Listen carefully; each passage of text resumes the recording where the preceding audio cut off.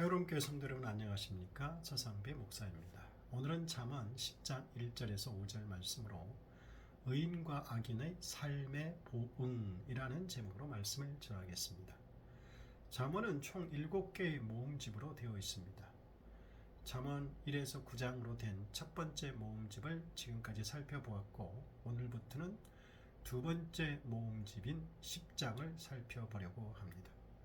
두 번째 모음집은 10장부터 22장 16절까지로서 첫 번째 모음집과 마찬가지로 솔로몬의 잠언입니다. 1에서 9장까지는 주로 권면하는 내용인데 10장 이후부터는 객관적인 진술이 주를 이룹니다. 즉 1에서 9장은 전체가 어떤 계획을 가지고 제시된 교훈인데 비해 10장 이후의 진술들은 오랫동안의 경험에서 얻어진 단일 금언들을 일정한 문맥 없이 배열한 것들입니다. 10장 이후는 이렇게 글의 성격이 현저하게 달라집니다.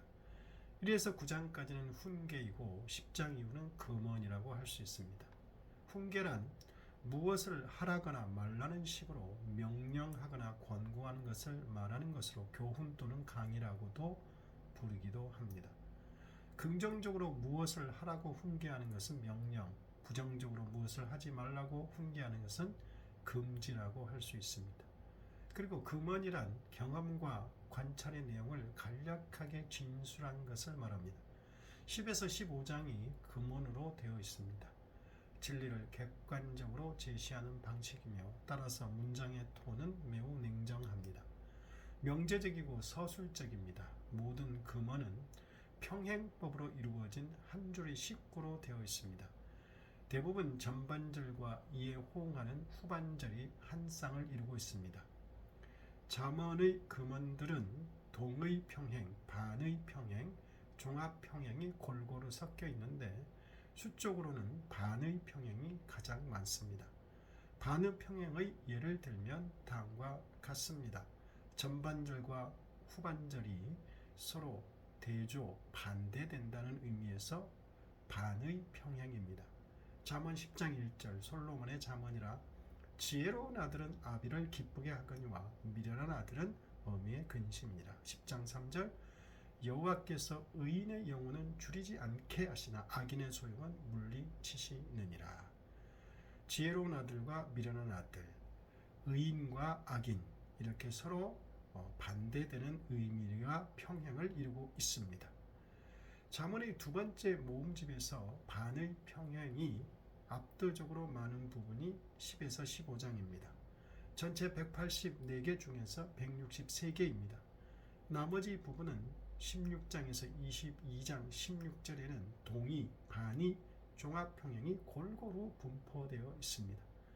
10에서 15장이 반의 평행을 많이 채용한 것은 지혜로운 삶과 어리석은 삶, 의로운 삶과 악한 삶을 대조해 보이려는 저자의 의도에 반의 평행이 적합했기 때문으로 보입니다.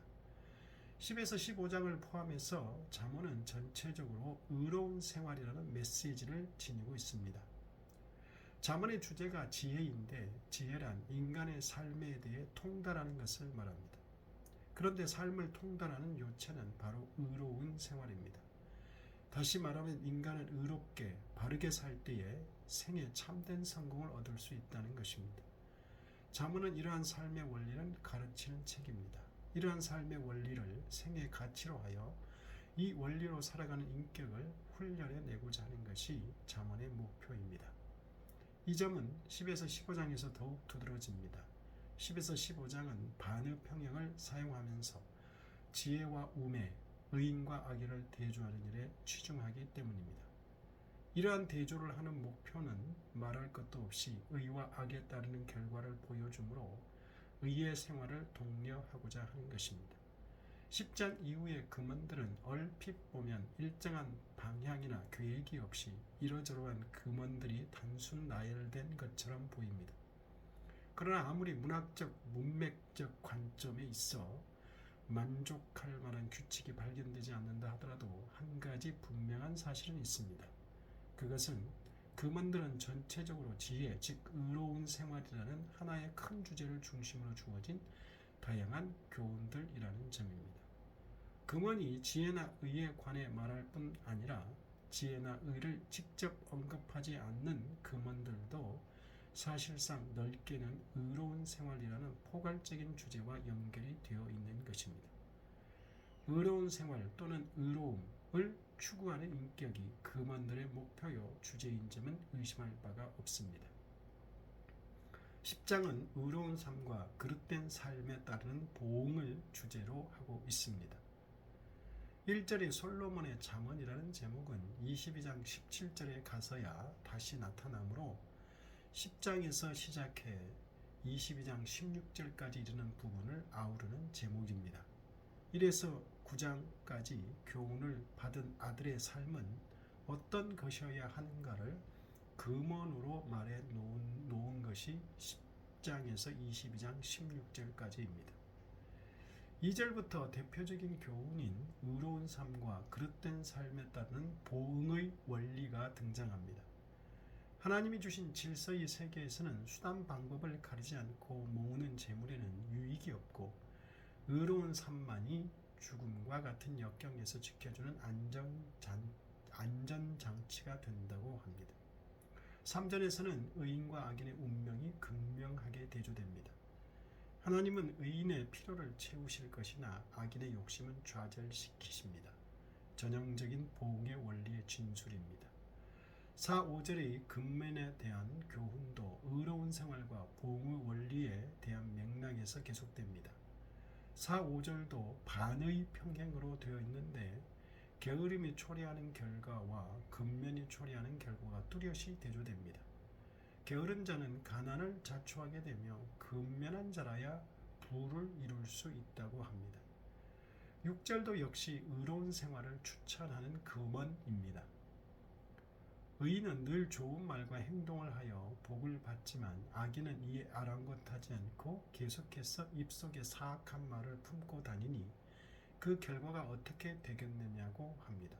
7절에서는 이러한 보응이 살아있는 동안만 효과가 있는 것이 아니라 죽은 다음에도 기억된다는 것입니다.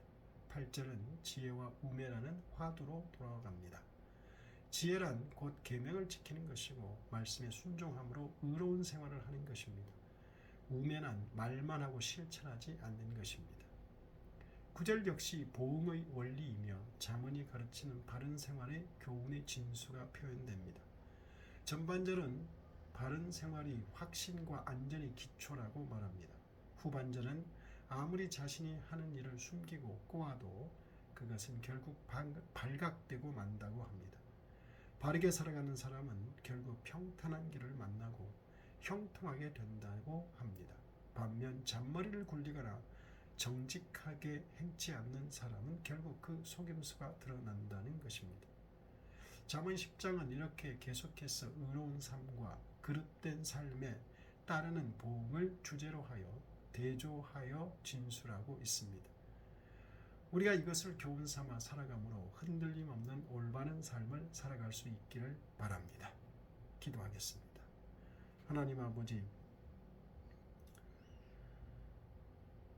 의롭고 지혜로운 삶을 살아야 된다는 것을 솔로몬의 잠언을 통해서 살펴보았습니다.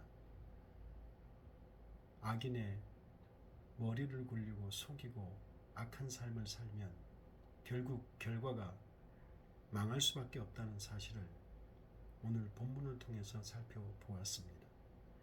하나님, 우리가 어떤 복을 바라고만 그러는 것이 아니라 오직 하나님의 백성답게 사는 우리가 되게 하옵소서. 예수님 이름으로 기도드립니다. 아멘.